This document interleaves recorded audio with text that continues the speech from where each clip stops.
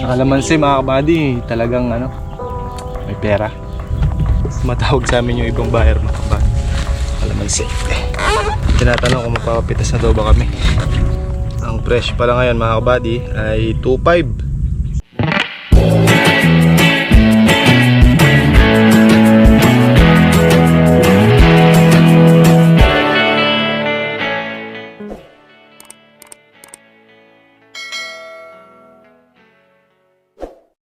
Very good, good morning mga kabady. Panibagong araw na naman tayo at panibagong vlog at syempre panibagong blessing dahil every gising po is a blessing. Kamusta kayo lahat mga minamahal kong mga kabady? Kape po tayo.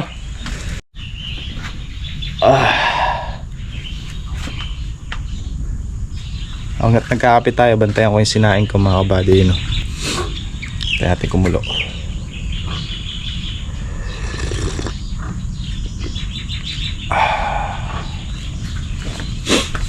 Mag-spray kami ng ngayon, pang damo doon sa kabila, yung ginraskatan natin nung nakaraang linggo. Kaya lang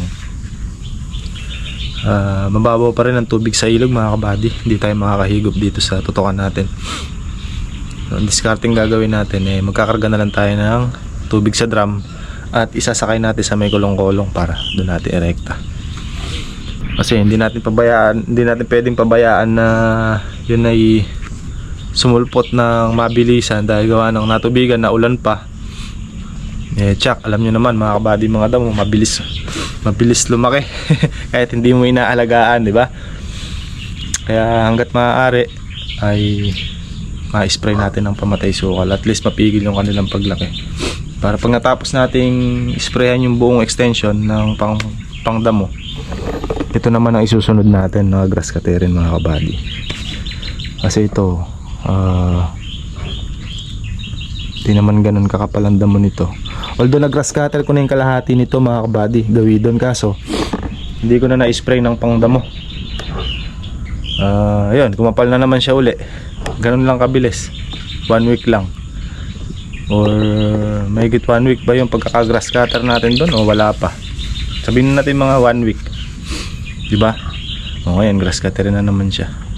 Pag kasi na-spray mga kabady ay napipigil yung mga damo at matagal bago tumubo. Kung pagka gin-grass cutter mo at di mo in-spray, mga 1 linggo lang tubo na. So pagka nag-grass cutter natin, at least mga 3 weeks o kulang 1 buwan bago ulit tumubo. Tapos ang kayo naman nun, pag nakikita mo tumutubo na naman, spray na naman. Kaya lang medyo magastos kasi syempre mahal ang gamot pamatay damo. Yun nga lang, pag grass cutter naman, patay ang katawan. So, kaya lang, sa dami natin trabaho, di baling magastos mga kabady, para makaiwas tayo sa pagod katawan. Kailangan natin mag-spray.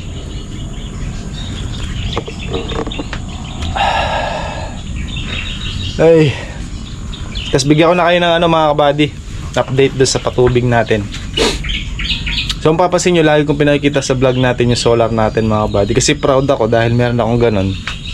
At least nakakatipid ako, diba? Tsaka malakas naman siyang bumuga, kasi ang solar natin, solar water pump natin is D4. So inano natin, ginawan ko ng comparison yung dalawa. So umubos ako ng 1,300 na diesel para sa Voltron, pinatubigan yung extension. Pinatubigan siya ng 4 na araw. So yun ang diesel na nakonsumo natin, 1,300 pesos. Isang tubigan at isang area, yung extension lang yan mga kabady.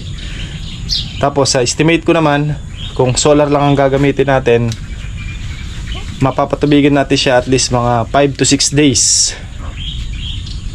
natin siya patutubigan.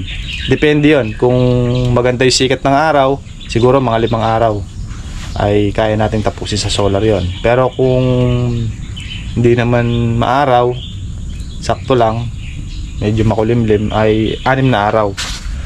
So ganun siya mga kabady. ganun ang kanyang konsumo. At ganun din yung natitipid natin kada tubig kung meron tayong solar at kung yung solar ang gagamitin natin. Diba? Yung solar naman kasi mga kabady, napapakita ko din sa inyo na kahit na makulimlim, kahit na hindi nakasikat yung araw, kumukuha siya. Malakas din. Kaya lang iba syempre pagka talagang sobrang init, yung mainit yung panahon o nakasikat yung araw, talagang mas malakas siya mga kabady. Pero ganun pa man, natutuwa ako dahil sa tingin ko yung solar natin nasulit ko na. Kasi kada tubig natin 1,300 yung natitipid ko doon sa extension. Sabihin na nating 1,000 na lang kada tubig natin. 2 times a week tayo magpatubig. Ngayon, lalo pagdating ng tag-araw niyan, baka baka 3 times or mga 5 beses sa loob ng isang buwan. Ganun. Doon pa lang nakikita ko na sulit mga kabady yung pagkakapundar natin doon sa solar. Tsaka mainam siya pag sa open water mga kabady. Pag sa open water siya nakatutok, mas presko at tsaka mas malakas. Kahit na makulimlim, talagang hindi hirap yung makina kumpara sa tubo. Yun yung base sa obserbasyon ko mga kabady. Kasi yung kabila, pagka kumulimlim na, namamatay na siya mga kabady. Di ko alam kung kulang lang sa panel dito natin sa tabi ng Voltron ay number 4. Mas malaki ng isa. Kasi 3 tsaka 4. Kaya yun mga kabady, pag kumulimlim, mamamatay na yung sa kabila. Pag sumikat yung araw, tsaka lang siya ulit aandar. Pero yung sa atin dito, open water, pero 6 ang panel, di 4, tuloy-tuloy siya mga kabady. Kahit makulimlim pa yan, hanggang alas 5, tumutulo pa. Meron pa. Tapos sinisindahan natin siya ng mga alas 7 ng umaga. Matagal-tagal din yung kanyang trabaho. Sulit na rin. Kabady, hanggat nag-aantabay tayo nag-grass cutter ako. Di pa natapos busan ng gas. Malinis ka na dito. Wala dito, ang ganda. Ito yung maliit na area pa lang mga kabady. Tapos yung kasunod niya na yun kasi niya madamo pa. Ang gandol lang tayo. Paligi muna. Baga area. Apat na hati kasi yan Ito yung maigsing hati. Tapos yung susunod yan, mahaba na yan. Yan. Ang ganda na yan sa may boulevard natin sa Midram.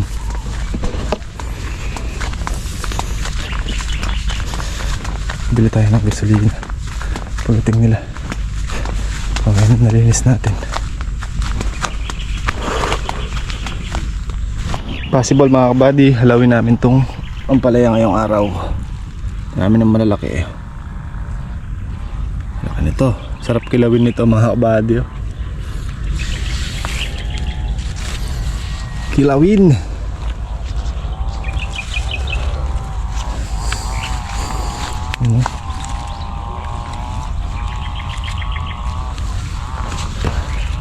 Mga bungang puno. Punggok na matataba. Kinuha ko yung konting gas din mga kabady para mayari ko yun. 6 na lang mayari. Siguro ito mga kabady. 1, 2, 3, 4, 5, 6. Kasya na to. Matawag sa amin yung ibang buyer mga kabady. Kalamansi. Tinatanong kung magpapapitas na daw ba kami. Ang presyo pala ngayon mga kabady ay 2.5 isang bag. Ang laman ng isang bag ay 30 kilos. Malinis na yun mga kabady, sabi. Pero ewan ko lang sa iba kung magkano. Ito yung tumawag kahapon 2.5 daw malinis.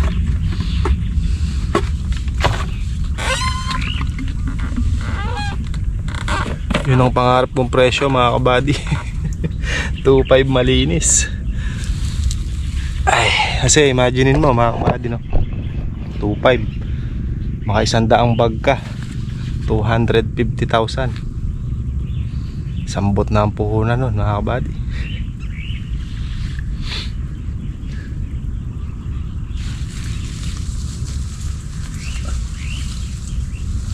Gusto ko sana mangyari dito palakihin natin ng gusto yung bunga para konti lang ang laman sa red bag.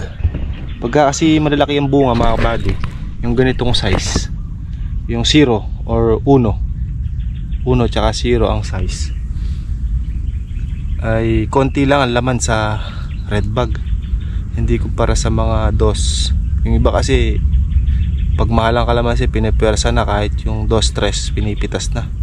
Ibig sabihin nun mga kabady, yung size nila. Pag sinabing ang pitas ay 1-2 lang, ang pitas nun mga kabady ay ganito lang, 1. Ganyan kalalaki.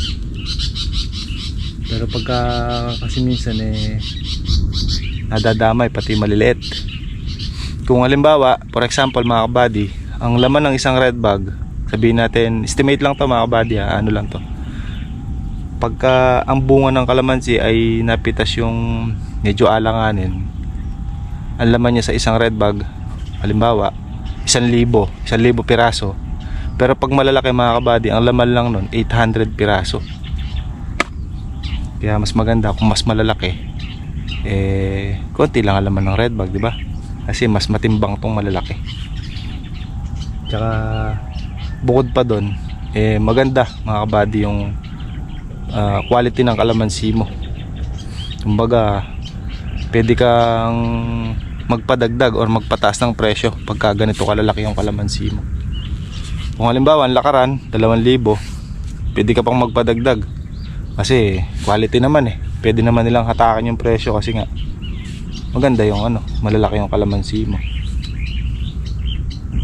Pero kung naghahabol ka ng presyo mga kabady at hindi mo makalkula kung tataas ba o bababa, at ang presyo ngayon, halimbawa pitas mo ngayon, maganda ang presyo, papitas mo na.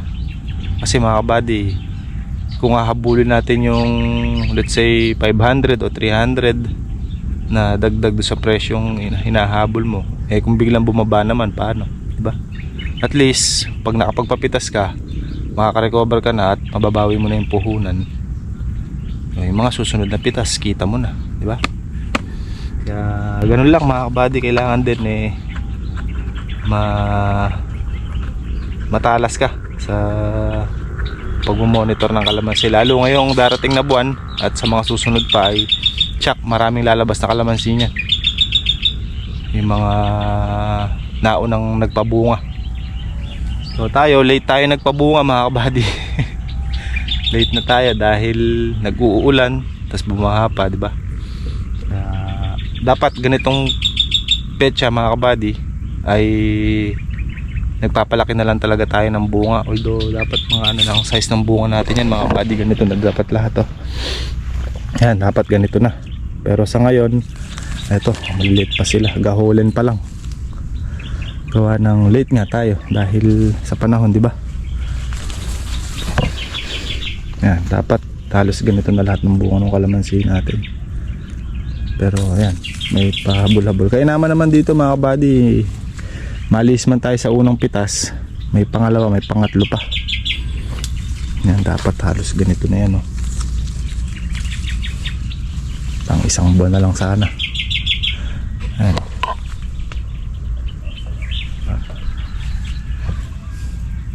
Yung presyong 2.5 na yun mga kabady, yun yung pinapangarap ko last year. Sabi ko sa susunod nating pabunga, matikman natin yung kahit isang pitas lang na ng kalamansi, matikman natin yung 1.5, kahit makailan tayo, at least na experience natin ba yung pinapangarap kong presyo para sa kalamansi. Yung kahit ba makasampu lang or maka 20 red bag, basta yung presyo 2.5, nakuha ko na yung pangarap ko mga kabady na presyo. Sa kalamansi mga kabady, talagang may pera. Kaya lang pera din talaga ang puhunan. Kasi bibigyan ko kayo ng example mga kabady. Kung sa kalamansi meron kang 1,000 puno at ganitong edad na o mga 2 taon pataas ang edad, kada puno na lang pipitas ka na lang ng, sabihin natin pinakamababa na lang na 5 kilo or 7 kilo kada puno. Tapos i-times nyo sa 1,000, so yun ang lalabas. Tapos i-divide nyo sa 30 per red bag. Tapos i-times nyo na lang sa 1,000. Tapos i-times nyo rin sa 1,500 at saka sa 2,000. So kung ano yung lalabas dyan, yun na yun mga kabady, diba? Kung sa isang puno makakuha ka ng 5 kilo, itong isang puno na to makakuha ka dito 5 kilo. Yung 5 kilo na yan mga kabady, hindi naman totally mauubos yung bunga nito dahil hindi naman pare-parehas ang laki niyan. May sunod-sunod dyan. Kumbaga 1, 2, 3 ang size niyan. So dun mo na lang computein, yun ang lalabas. Paano kung may 2,000 puno ka, diba? So malaki-laki rin. Kaya lang talagang masasabi ko sa inyo na malaki rin ang sakripisyo at malaki rin ang gastos, lalong-lalo na mga kabady sa gamot tsaka sa pataba. Yan ang madiin. Kasi ang inubos nating pataba dito mga kabady sa pagpapabulaklak is 40 bags. 40 bags mga kabady. Tapos pampalaki naman ng bunga, naka 8 na tayo dito pa lang, pero yung kabilang area hindi pa natin sinabugan. Tsaka na natin sasabugan yung kabila mga kabady pag yung bunga niya ay ganito na kalalaki. Pag ganito na kalalaki yung bunga sa kabila, yan, a-apply na tayo ng pampalaki ng bunga. At para mabilis silang lumaki, pampalaki nga ng bunga So yun mga kabady, ang kailangan ko pang pataba ay tumataginting na 45 bags, 45 sako pa na pampalaki ng bunga ang kailangan natin. Aray mo 15 dito, kasi dito na mga kabady, naka na tayo dito, naka 7 sako na tayo na in-apply na pampalaki ng bunga, yung huling sabog natin. So 7 plus 15, 22. Tapos yung kabila, ang uubusin ko doon ay 30, 15-15 unang sabog. Pag gano'n nakalalaki, 15 muna. Tapos pagka ganito mga kabady, no, unang sabog 15, ganito sila size. Tapos pag ang size naman nila ay ganito na, ito na 15 uli. So 45 sako pa ang kailangan nating bunuin plus gamot bago tayo makaharvest ng madiin-diin. Yun na yun mga kabady. Tapos spray, diba? Hindi nga sabihin mga kabady kung magkano yung presyo ng fertilizer na pampalaki ng bunga. Pero yung ginagamit ko mga kabady, triple 14 na, ang tawag dito, triple 14 na Atlas. Search na lang mga kabady magkano isang bag. So yun mga kabady, 45 sako plus gamot, nakasurvive na tayo pag na-air-house natin yan. Happy farming at magagrasya na po. Okay na. Ba? 3 area na lang. 3 area mahaba.